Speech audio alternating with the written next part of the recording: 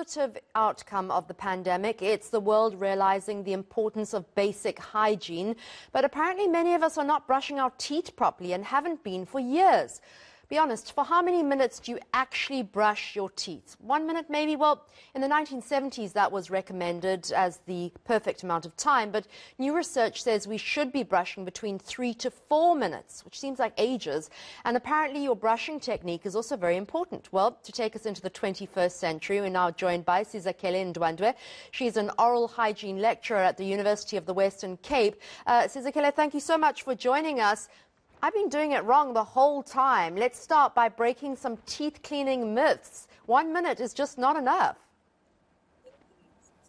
It's not enough at all. And I think by average, people are actually brushing 60 to 70 seconds, which is quite less than what is expected. So we are asking for 2 minutes, but it is also dependent on quite a lot of different factors that come into play to actually help us to achieve optimal health.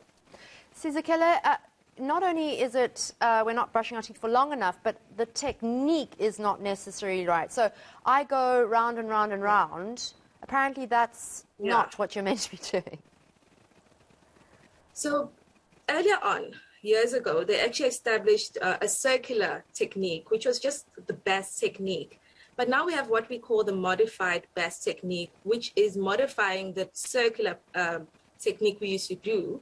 So now there's actually a different way where you have to actually angle your toothbrush at a 45-degree angle and then do gentle circles or vibrations and then flicking off away from the gum line to actually achieve removing and agitating that biofilm that has microorganisms that cause oral diseases. Sizakele, I know this seems awkward, but that sounded complicated. Can you just show us very quickly what you mean by at an angle and at the 45 degrees? Okay, so if I had to just clearly try to demonstrate it by just describing it, yes.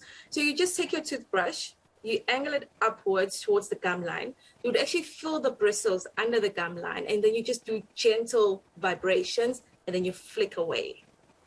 How important is flossing? Is that still a major issue to be done every single day?